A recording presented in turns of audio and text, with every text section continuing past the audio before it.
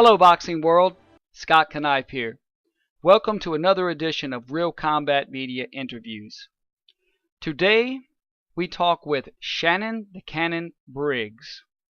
Born and raised in Brownsville, New York, the same area that reared Mike Tyson Riddick Bowe, Shannon fought his way to prominence. Shannon Briggs has an immense amateur background. He was the New York City Golden Gloves champion, the New York State champion, the National PAL champion, and he placed second as a heavyweight at the Pan American Games in 1991, where he faced the legendary Cuban Felix Savon. He also has a prodigious professional career, fights with George Foreman, Lennox Lewis, and him winning the WBO title against Sergey Blachowicz are all discussed here and so much more. Real Combat Media would like to thank Shannon for his time to give us this interview. All right, let's go. All right, where were you born? I'm from Brownsville, Brooklyn, New York. Tell me about Brooklyn and how it was when you were coming up.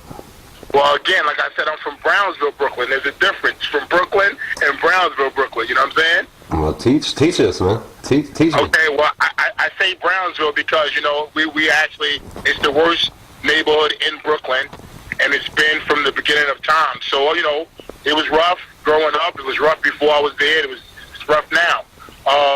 You know, there's a huge gentrification project happening in New York, gentrification, and but it's not happening in Brownsville. You know what I'm saying? So, you know, it's been rough from the beginning. If you look up the Wikipedia for Brownsville, Brooklyn, you'll see it's been a ghetto since its early beginnings, and it still is. But it was for me. It was just like, you know, regular shit living there, growing up there. It was fun. It was rough at times, but it was all we knew. So we knew nothing else.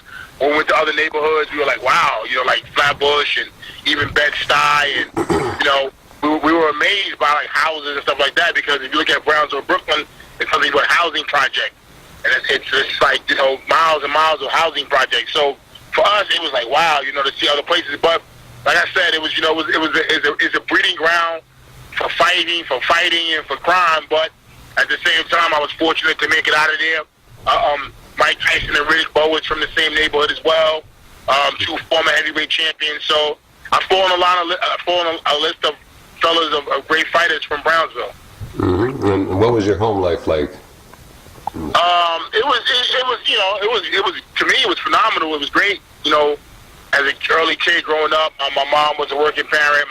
My stepdad was in and out of my life, but you know, he was a street guy, and he made it possible for us to have a nice apartment and things like that. You know, I was a single child, and then you know, when I got older, you know, with the crackhead epidemic came out, my mom got hooked on that, and you know, before that it was heroin, and you know, life just really went, you know, it really took a turn for the worse. And we wound up losing our home when I was like 14 years old. We lost our home, and we lived a lot of different places with people. We stayed in a lot of different places, and then you know, a lot of times we didn't have a home. So I just was a wanderer in some ways. You know, I was living off the land, as I like to put it. It's rough. And I know that you like speak other languages, and you're highly intelligent. You know, you're extra smart from having that kind of upbringing and stuff. But what kind of kid were you? Were you a interested kid, or were you into bad things, or what kind of kid were you? I was interested in, you know, just learning. I went to Lutheran school. I went to Lutheran school for 7 years. I went to Catholic high school for about a half a year. And you know, then I was in the public school system after that. But I was always interested and curious. I think maybe possibly going to a religious school kind of sparked my interest in history. So I always had like a passion for history and to learn new things and, you know, see different parts of the world. But you know, I was a regular kid, man. You know, like I said, single child. You know, no brothers and sisters, no siblings. So you know, I had to defend myself and fight for myself, and I had to learn early that, you know, especially being in Brownsville, that, you know, it's either kill or be killed, or, you know, never, you know, our motto for Brownsville is, you know, Brownsville never ran, never will, so you had to stand there and fight. I hear that. And who got you interested in boxing? Oh, man, just the neighborhood, like I said, fighting a lot, and fighting was like an art in my neighborhood. Before there was guns and all that was being used in fights. People used to fight like as for sport. In my neighborhood, it was like, everybody just fought like either play fight or slap boxing or wrestling. It was some type of aggressive play, play. So, when we got some boxing gloves one day and we were boxing, I noticed that I was doing fairly very, very well with guys that I couldn't beat in a street fight. So I was like, damn, I like this boxing thing. And then, people told me I had talent.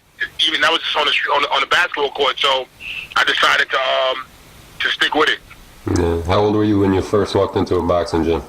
I was about 17 years old when I first went to a boxing gym. Oh, wow, man. Late starter, huh? Yeah, late start. But, like I said, I tell people all the time, man, I had about 300 street fights. Yeah. I won 150 and I lost 150. You're the East Coast Kimbo. Yeah, for real. Before the internet. Yeah, wow, man. And why did you decide to get into boxing? We got into boxing because, I was homeless as a teenager, and basically, I was traveling a lot on the trains and walking around Brooklyn, and I was very angry. My mom, we had lost our home. My dad was in prison serving a life sentence, and I was just like angry, man. I was angry. I was depressed. I was hungry, and boxing was a place that I could go and just get up the street and practice and learn, and it was a place to socialize as well. So I kind of just became a hangout. Yeah. Did you like it right away as soon as you put the gloves on? Did you like it? Oh, I fell in love. It was love at first sight, man. And what was your amateur record? Man, I don't know. I had about 33 wins and about 5 losses. 33 and 5. And you finished second in the Pan Am Games. You lost to Felix Savon. What's fighting Felix Savon like? I was out of my league. I mean, he was just a phenomenal amateur, champion, Olympian, everything. So he was much older. I had 18 fights when I fought him. I shouldn't have even been fighting him, but that's how it goes. Amateurs. I had qualified to go to the Pan Am Games, so I wound up fighting him, and it was what it was. Looking back in retrospect, I'm happy that I was able to fight him and travel to Cuba and get that experience because I was fearless. You know what I'm saying? I was fearless as a kid as far as just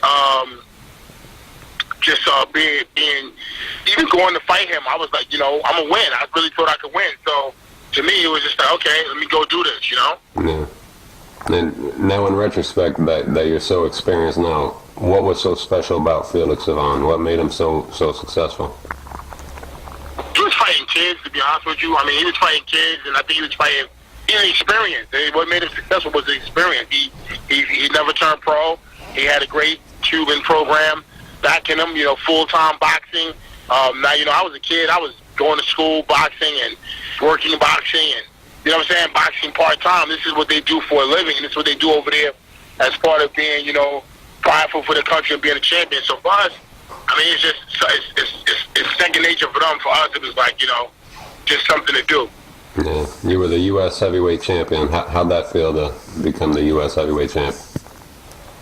Oh, that was phenomenal. That was a great experience for me because I was like, that was something that, after the Savon fight, and I never, no one expected me to qualify for anything, let alone win. And that set me up to go to the Olympics. Because I need to Olympics. Unfortunately, I broke my hand, and I couldn't make that, Mm-hmm. Yeah. And how did Brooklyn treat you, Brownsville? I'm sorry? How did your neighborhood treat you when you became the apparent heir to the throne? How were you getting treated? Well, I kind of started my pro career in Jersey, so that was kind of like, take me out of New York. And I lived in Jersey for 15 years, and I kind of started my pro career which was great because I got to build a second home in Jersey, and and to really get a new following, expand myself. And it was great, man. But people back home always supported me, and I'm not as famous as Mike Tyson and Riddick Bowe, but I am a regular Shannon from the block who made it. Yeah. Did you ever meet up with Mike or Riddick when they were successful and before you got so popular yourself? Did you ever meet with them? Yeah. I've talked to Riddick, ran across Tyson, it was stuff, and we loved each other because we all from the same neighborhood. Anybody that can make it out of there, we proud of them. We proud of them, you know. Did you ever come close to fighting any one of them? I was supposed to fight Mike a couple times, man. You know, when he was past himself, not in his prime. You know, it didn't happen, and you know, he wasn't the Mike that he really was when he was young. That Mike would have killed me, you know. So I'm glad. And who were you trained by when you first turned pro? Were you trained by Teddy Atlas at the time? Yeah, I was sure. When I first turned pro, I was trained by Teddy Atlas. Okay, and who'd you fight in your first fight, and what was the result? Do you remember? John David Jackson. It was actually Welcome to the Pros. He hit me with a right hand from hell the first round. He cracked me with a right hand, and boy, I was like, God damn, this is what it feels like, you know, pro boxing. And he cracked me, and then I wound up stopping him in the same round. Was it middleweight John David Jackson? No, not that. Oh, okay. I was gonna say, damn. And let's see. On December 15th, 1995, the first time fighting in the Garden versus Calvin Jones. How'd that feel, fighting in the Garden in your house? Well, that was the first time fighting in the big Garden. I had fought in the Felt Forum quite a few times. That felt good. You know, I was like excited about that. You know, I was like, you know, okay, this is big time. This is big league. My whole career to me was just like a kind of a surprise, and every new moment was like, wow, because I didn't expect or plan on being a professional boxer. So for me, it was like, okay, I'm taking this day by day, and every new experience is really a new experience because it wasn't really planned for me to be as successful as I became in boxing. This was nothing. It was not like a lifetime goal or something of mine. Like I said, I only had a couple amateur fights, and you know, I was like, you know, I kind of got thrown in there in some ways, and I just took advantage of my opportunity. But it was all new experiences, new opportunities. Yeah. And how long were you trained by Teddy? I don't know when you. For about 4 years. Yeah. And what did you think of him? What was the cause for the split? Well, you know, there's a lot of different reasons, but you know, I don't really choose to harp on him. You know, that was the past, and you know, I look back in retrospect, and I say to myself, it all happened for a reason. You know, at the time I was, you know, young, and I was going through a lot of things, and I was hurt of our split. But looking back now, you know, you can't change what happened, and I wouldn't change anything. There's some things that I look back and I say that hurt, but they make me who I am today. Yeah. You had your first big fight on HBO, and all the attention and modeling and the music. I remember. What happened when you lost? Did it change? Yeah, the whole world took a shit on me. You know, but that's how life is. That's the world we live in. That's society. You know, people love a winner. When you lose, people are, you know, more likely to, you know, come out and criticize you. Yeah. Did you change anything about your personal self after you lost? No, not enough. Not enough. No, not enough. And what about your asthma? Was your asthma like a serious issue for you at the time? Yeah, always, especially in that fight with Darryl Wilson. If you watch the fight, I had an asthma attack in the first round, and I was just gassed out, and you know, he pretty much did what he had to do and got rid of me. But that was it, man. You know, it was just tough. I almost died when I was 17 from asthma too, but I outgrew mine. It's like I would think it's impossible to do anything if you're almost dying, you know. So I can understand that. For sure. Yeah, for sure, man. It was really rough, but what I did was, you know, I came back and I kept fighting, and I'm proud to be asthmatic and get the success that I've gotten because, you know, for me, you know, I was always told that I would never be successful in boxing because of my asthma, but here I am today. You know what I'm saying? Here I am today, you know, two-time heavyweight champion. I truly in my heart believe that I will be heavyweight champion again, and that you know, I've done it all these years, and I've done it for all these asthmatics like yourself that people always told us we couldn't do it. So I proved that, you know, asthmatic could become heavyweight champion, one, and then second, I've been fortunate and blessed to meet Dr. Charles Hensley, the inventor of Zicam, the nasal cold spray. I met him a few years ago. He made a product for me, a respiratory supplement that we call Zyvir, and I've been fortunate to get that launched, and that's hit the market now. So hopefully that'll be my second career. Shannon, you're like the poster boy for asthma. Really? Yeah, man. I'm just trying to be successful, man. I'm working on a reality show right now. I have an entertainment company that I'm involved with. So good things are happening. Wow, man. I'm happy for you. You fought and you got some good experience, but nobody that prepared you for a fight like Foreman in that magnitude. How'd that fight come up? How'd you get that fight? I think I got that fight because Foreman had looked at the Wilson fight and felt like, I was a guy that would just come forward and run out of gas. And then showed him wrong. I showed him different by boxing him, Yeah. How did it feel training for a fight like that? It was good, man. I mean, preparing for the train. I'm sorry, say that again. Like when you were training for the fight, how did it feel training for a fight of that magnitude compared to what you had so far before that? Again, I was oblivious to when you're kind of stupid and young, it's kind of the best thing sometimes. When you kind of you don't really understand the magnitude. You just kind of taking it day by day. If I had put too much emphasis on, winning and so much. I mean, of course, I always wanted to win, but on the moment, wow, this is George Foreman. It was phenomenal, and it was like a moment. But I think that I was always well, look, man, this has been a great ride, and if it ends, it ends. So, you know what I'm saying? Sometimes, I mean, I was devastated after the Wilson loss. I was devastated after every loss, to be honest with you, because I really found out how much of a person that I am, how much of a person that I am as far as winning and losing when I lost. Losses devastate me more than I think they would beforehand. So even the Vitaly Klitschko loss, that to me was devastating. But that was something that I really trained hard for. I really felt like I could beat him. In the first round, I tore my left bicep, and I completely tore my tendon off the bone. I mean, it completely popped.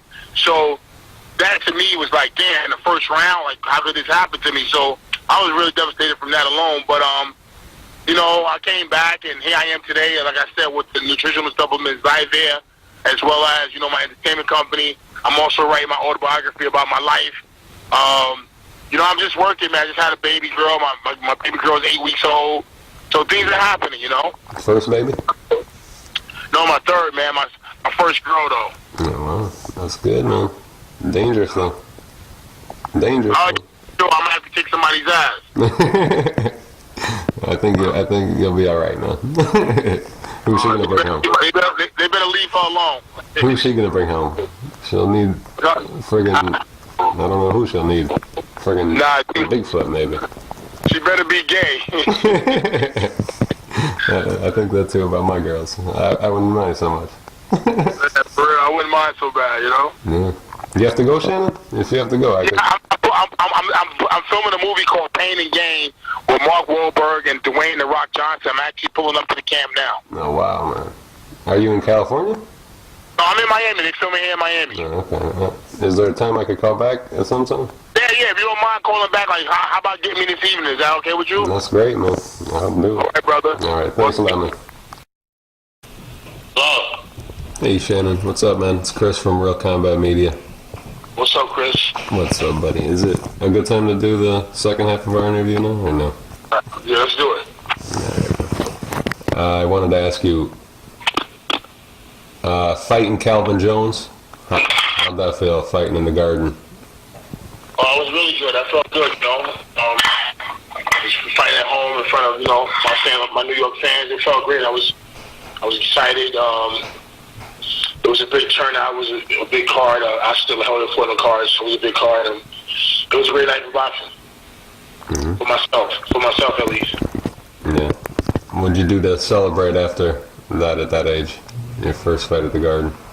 I think my manager at the time had an after party. I'm not sure. I think I stopped by, but I was real focused at the time, Mm-hmm. And your first fight on HBO and all the attention and the modeling and the music and all that. What happened when you lost that? Did you notice a big difference in the way people were acting towards you? Oh, hell yeah. They threw me to the dogs. You know, it was like I'm a bomb. I got no heart. I was never going to amount to anything, you know what I'm saying? Mm-hmm. It was pandemonium. It was the whole, to me, honestly, the whole world had fell out from under my feet, you know? Yeah.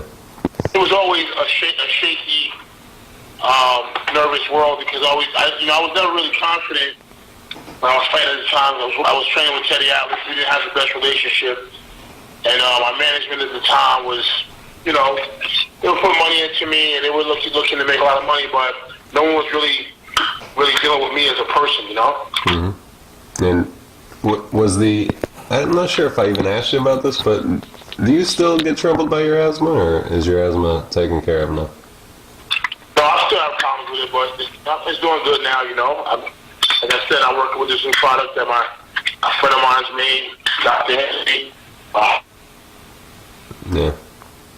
Hello? Hello?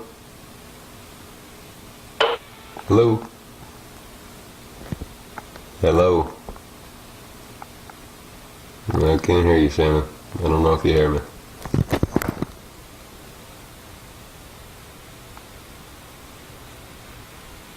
Hello?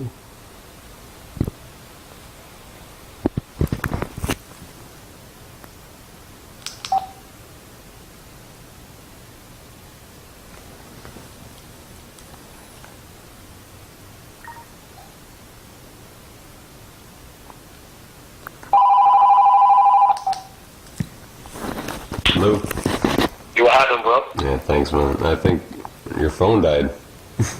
Oh, no, okay. So what website you calling from again? Say it again? What's the name of your website you said? RealCombatMedia.com. Okay, cool. I want to check it out. So where you going with the story? I'm right on there. I'm going to put it on your timeline, too. I'll put it on my timeline. You can check out my stories on my timeline, too, if you want. I think so, yeah. I'll send them to you, too, man. All right, cool. And how'd the fight with George Foreman come up? I guess after I lost to Wilson, HBO, and he looked at me and figured that I would be easy target. You know, he's something easy to beat. Easy fight for George. Mm-hmm. And when the fight got signed, how'd you feel about that? Did you feel confident? Oh, I mean, you know, I didn't really give it much thought, to be honest with you. My manager at the time was saying how if I didn't take that fight, well, actually before that, I was supposed to fight Drew Tavares. Mm-hmm. And then that fight didn't go through, and then I wound up, they said I was fighting, what's his name, Joe Hitt. Yeah. And I felt like, you know, that fight that I wasn't going to take, fighting Southpaw with short-term notice, so I turned the fight down, so I had my problems with Lou Tavares at the time. Mm-hmm. And then after that, you know, they called me and said that I had to fight. I wanted to fight me, so I took that fight. And how'd the build-up go for that fight? Was George cool with you on tour, or did he just not talk to you, really? I mean, he didn't say much. We didn't talk. I mean, we never really spoke anything shit. You know, he was cordial. Let me take that back. He was cordial, but you know, it was a fight, so I knew that to be what that was. That's just for, you know, the crowd and everything. But I don't think George is coming after me, you know. Mm-hmm. And you were still with Teddy Atlas at the time, right? Nah, me and Teddy split, but Teddy left me after that, the Wilson loss. Yeah, okay. Who trained you for the George Foreman fight? I forgot. My Cuban coach, Carlos Aguirre. Mm-hmm. So how? Carlos, C-A-R-L-O-S, Aguirre, A-L-B-U-E-R-N-E. Nice. Thank you, man. And were you nervous before the fight? Was I nervous before the Foreman fight? Yeah, in the dressing room. Yeah, I mean, extremely. I mean, I was fighting George Foreman. I trained really hard for the fight, to be honest with you, but I still had a little affinity faith that I was gonna not get knocked out, you know, because you are talking about the big George Foreman, so I was real nervous about that. But man, I was nervous, but I won the fight. I felt good about that. You know, I didn't get knocked out, so I was happy. Yeah. And what did you think of fighting George? Like, describe the fight. It was brutal, man. Every punch he hit you would hurt. Yeah. And did you talk to Angelo Dundee at all? No, not really. Not really. He wasn't his usual kind of self when I was going up against him. But we've always been friends. Sad to hear about his death, but yeah, he didn't have much feeling toward it, to be honest with you. Mm-hmm. He wasn't as friendly as he usually was, you know. I understand it was you know, man again. Mm-hmm. And did you think you won the fight? 100%. I thought, looking at the fight, it was close. I outboxed him. I wasn't the most thrilling fight to watch, but I thought I won. Yeah, I thought you won too, bro.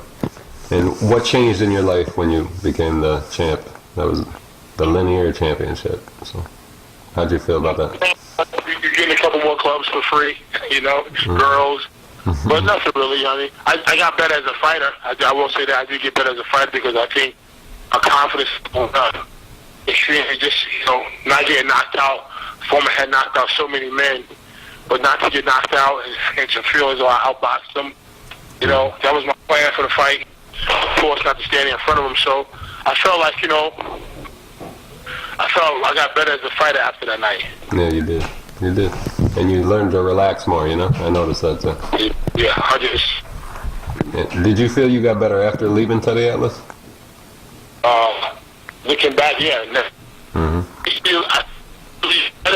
He left me, so, you know, it was like, you know, it was hard at the time, but, you know, looking back now, I mean, I'm 40 years old.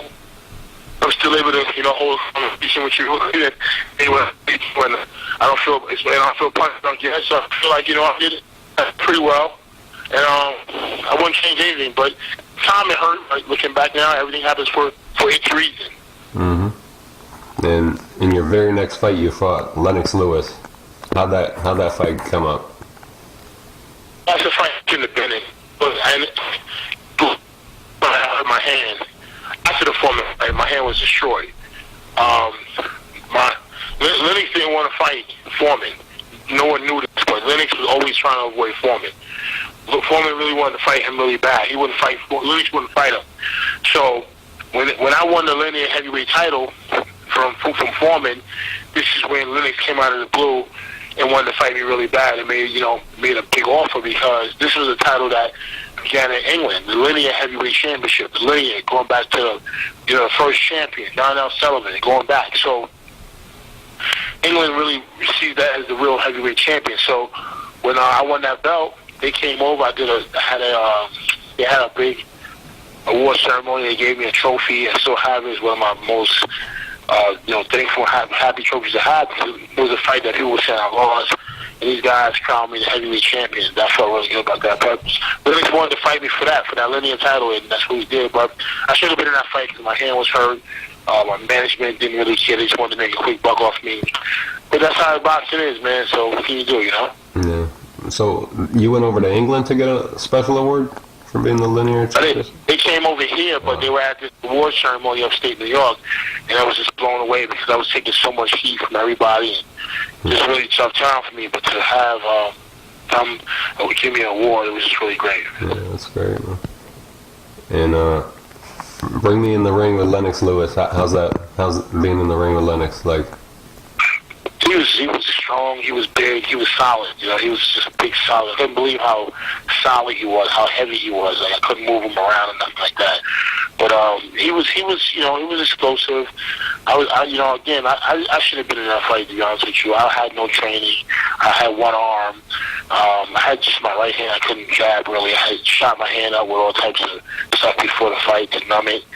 So I had no sparring. It was just a terrible time. So I mean, I felt like if I was, I don't doubt in my mind anyway. I always say this: if I was in the shape I was for the George Foreman fight, I would have beat him. Mm-hmm. How disappointing? No doubt in my mind. No doubt in my mind. If I was in top shape to the fight, the Foreman I was for the fighter. If I was in for the Foreman fight, he would have got beat easy. Hold on 1 second, brother. Okay. Hold on. Okay.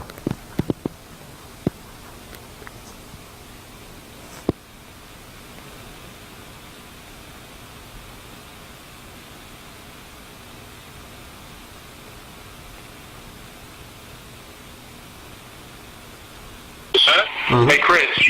Yep. Sorry about that. No problem. You set though? I'm sorry? Are you all set though? Yeah, I'm trying to mute my other phone. Gary, mute your phone. Is it my phone? Yes. Good. And how disappointed were you, Shannon, when you went home without the belt? After the Lewis fight? Yeah.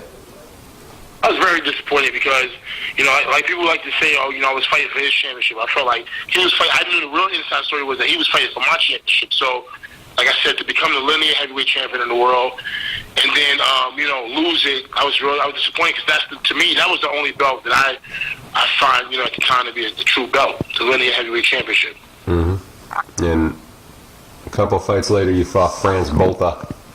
Take me there. What's that like? You had him down in the 8th round, then you won a majority decision, right? Yeah, man, that was a tough dude. That was a tough dude. That was an unbelievable fight for me. That was one of my hardest fights. He was just strong. He was, deceiving. His punches didn't look fast, but for some reason they got there. He could take a blow, and he could give one. So that was a tough fight for me. I went into that fight again with injuries. I was young, and I was just, enjoying being Shannon Briggs, to be honest with you. So my head wasn't really there. But I went into that fight, kind of overestimated him, but when it got hot, we just had to get, down and dirty. But he was a tough dude. Yeah. Yeah, he don't look like he'd be so scary, He's pretty good for what he looks like. Oh, man, forget about it. Looks should be deceiving. But, I knew he could fight, but I didn't know he could hit that hard. So when I fought him, he's very deceptive. Like, he has a very awkward movement. So he was just, man, every punch to me, honestly, him and George Foreman was by far the hardest 2 punches I've ever fought. Wow, man. I didn't know that. Never heard anyone say that. Yeah, he did. How surprised were you with Cedric Fields being 9-9 and he fought to that level that he fought that night with you? I'm not looking back, I'm not surprised. Well, I know the inside story again now, so you got to understand. Like when they called me to fight Cedric Fields, I hadn't been fighting, I had been in training. I kind of did it for a favor for 76 at the time. Really, I need you to help sell tickets. Coming to New York, I was down in Miami at the time. He said, coming to New York and fight next week. I was like, well, I ain't really been training, but it depends on the opponent. So, they brought in Cedric Fields. His record sucked, but at the time, he had been in Germany for 2 years sparring with the Klitschko's. Mm-hmm. So, 2 years sparring with anybody, will get you ready. This is what he was. He was a sparring partner. So, and that happens a lot. A lot of great fighters used to be sparring partners and got their breaks by, beating a certain guy on a certain night, whereas they were ready, they were in shape, Mm-hmm. Mm-hmm. And he was the guy, but I still thought I won that fight. If you look at the fight, I'm not sure if you've seen it. In my opinion, I thought I won a close decision. But I think the big thing was, why am I even going to a decision with Cedric Fields? That's what got everybody mad. And let alone, there was a time when I happened with Arturo Gatti. So, my guy, Joey Gamache. So, it was around the same time I felt like the mission was under some pressure, so that's why that happened. Yeah. And then you got back in the win column, you got a few wins, and you fought Jamil McClain. What's fighting Jamil McClain like at that time? Another big regret, man. Just, actually, I had pulled my back in that fight, so I had trained for about 2 weeks, and I pulled my back. I had about 14 weeks of doing nothing, just really going to a pool every day, being stretched, couldn't walk, couldn't sleep. And I went to that fight, and around the 7th round, I was like, that's it, 6th, 7th round. But my trainer, Herman Casado, was like, nah, don't worry about it, you can take it. I was getting my back, I'm completely gone. If you watch the fight, you can see I just couldn't move at all. But, again, it was one of those fights that I had to fight my way back from, and that's what I've been good at all my life. Mm-hmm. And, did you think about quitting after that, or did you? Yeah, I did, because my back had really went out on me. I had just really been disgusted with the politics of boxing, the management, just everything was going, and even myself, I wasn't mature enough at the time to, really just stop. I was moving fast. I was doing movies. I was doing modeling. I was making money in business. So there was a lot of things that was happening. Television. Things were just going good for me, and I wasn't really focused on being a fighter, to be honest with you. Yeah. And it's kind of weird now in boxing for someone who made such a big impact on the sport like you did to not win any titles, no matter how many there are, you know? But then you finally won your title with John Sargent for the IBU title. How'd that feel, winning your first title? Did it matter to you? Nah, because I mean, I could have won so many titles. You have to understand, boxing by that time had changed a lot.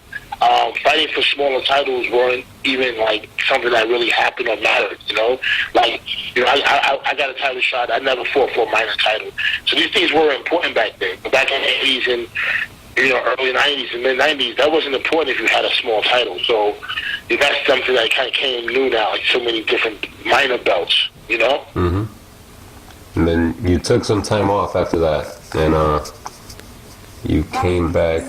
I keep getting messages. Okay, my bad. It's my editor, man. Hold on 1 sec.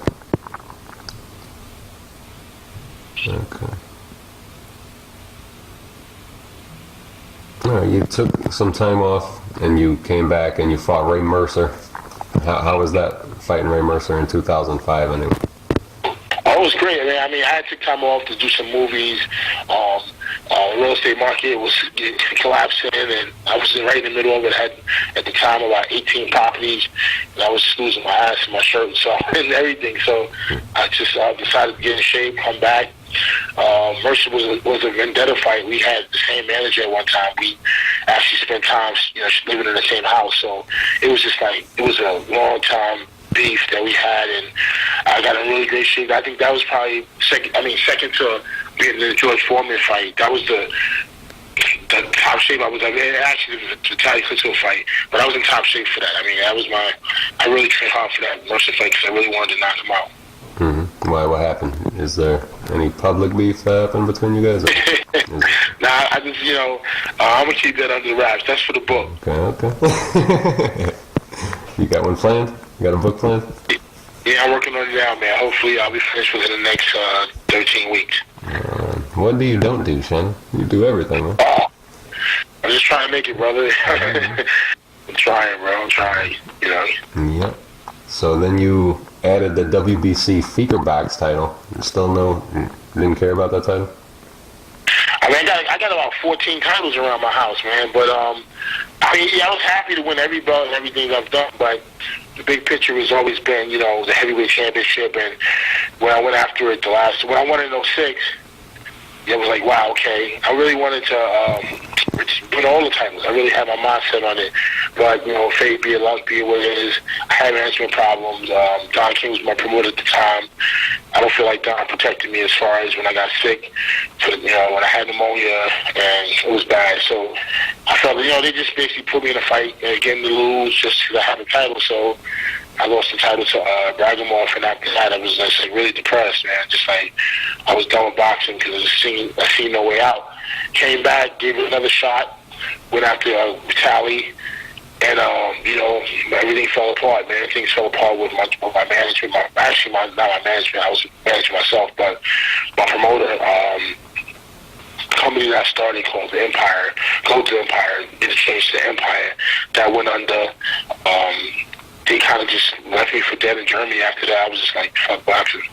Yeah, I wanted to get to that. I just wanted to get to the Liakovic fight first. Okay.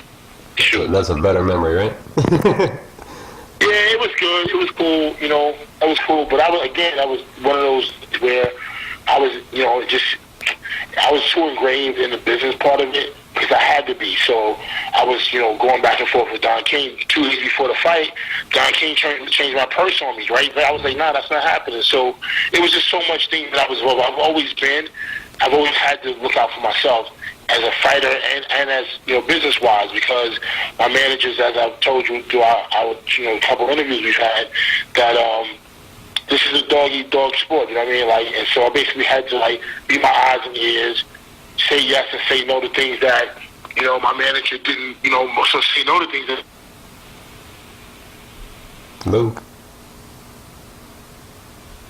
Lou. Shannon. Lou.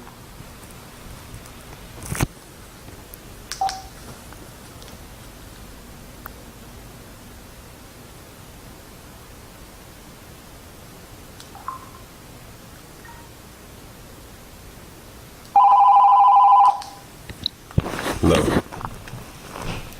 Hello? Yeah, you Shan. I'm sorry, man. I think it's your phone actually. I'm not sure, but It probably is, man. Yeah. Where did you lose me at? alright. Where did you lose me? Say it again. Where did you lose me at? You were talking about Don King and the Lykovic fight. Oh, so yeah, just that Don King fight was like, it was kind of weird. Like again, I was engaged in the business part of it, like what's going on in the business, and it was just not good for me to focus. But I've always had to do that, and unfortunately, I haven't had the success that I think I could have had. But I had to be my eyes and ears, my manager. I had to watch myself. Mm-hmm. And how'd you feel when you did win the championship? Did you feel since you're older, you're like more ready for it? Yeah, definitely that. But again, I wanted so many things to happen as far as unifying the titles, but things didn't work out, man. My management, kind of went crazy. So it's been the business side of boxing to me. It's just been, crazy. Yeah. Is that why you've been away now since? Yeah. For the most part, but also, recouping, working on my outside business. Like what I was saying before we lost each other was I've always looked for a way out of boxing. It's always been trying to get an escape. So, I get knocked and ridiculed for that, and people say, "Oh, I'm not serious." Listen, this is a business. This is a job, and I say this: 95% of the fighters end up broke with dementia, Parkinson's, some type of ailment, and broke, penniless. So for me, my goal is to escape boxing with something to fall back on. If I had a better way out, trust me, I would be out. I don't want to be amongst the people that's in boxing. Mm-hmm. They're scumbags. Yeah. But I have to deal with them. I'm sorry? I heard that before. You're not the only one. Yeah, man. So I'm here to the game. I'm just like, I'm trying to get out of it. I'm fighting my way out. Yeah. How'd you feel that night, though, after you did win the championship? Are you just still bitter on boxing and you didn't even enjoy it as much as you thought you might? No, I didn't. Not in 06. I didn't at all. After the fight, I was with my wife inside of a small restaurant in Arizona. And she was like, "What's wrong?" And I was like, "Nothing." She was like, "You're not happy?" I was like, "I really don't care, to be honest with you." Yeah. Then you lost the title to Ibragimov in your next fight. How did that feel? Did you just not have your heart in it, training anymore? I had pneumonia for that fight, and that was another slap in the face and blow to me, because after I won the fight, I wound up getting pneumonia, and I have asthma. So at that point, I was really down. They accused me of lying, and they tried to sue me. I went to their doctor. They sent me to 3 doctors. Their doctor said that I had scar tissue in my lungs, just lymph nodes, everything. So it was just like, okay. They wanted to reschedule the fight for like a couple days, like 30 or 60 days later, some shit like that. I wasn't healed from pneumonia. I still had pneumonia. So I went to that fight. I lost it again. I lost the decision. And again, it was just more reason for me to hate boxing, hate the business of it. Because looking at the fight, like you look at that time, Klitschko had fought for a while, Vitali. Ruslan had hepatitis or some shit. There was something going on with every guy, every champion. Even Valuev, everybody was screwed up. So everyone was like, couldn't fight or whatever. And these guys were taking a year off, 2 years off, and keeping their titles. We're talking about me not being prepared to fight. This is 2-3 months after I win the belt, and they forced me into a fight. So again, I was like, fuck boxing. Mm-hmm. And when you fought Vitali, were you still affected by the pneumonia that you had? No, not when I fought Vitali, but going into that fight, that was just a bad, again, business. I went to the business part of it. I started a promotional company called the Golden Empire. My partners wound up taking the company public, wound up kicking me out. I fought Klitschko for the title. They had brought Shelly Finkelwin on the board. I wound up fighting Klitschko. After in the first round, I tear my tendon and I pop my tendon and tear my bicep in the first round of the fight. I fight up for 12 rounds with one arm, and they left me for dead in the hospital in Germany. Damaged eye, damaged face, fucked up arm. They left me 3 hours after the fight. They was on the flights back to Germany. Damn. So again, fuck boxing. Yeah. And how did the German people treat you going there to fight a Klitschko? Were they respectful of you, or? Great, phenomenal. was great people. I love Germany, man. It was great people. It was phenomenal. It was great.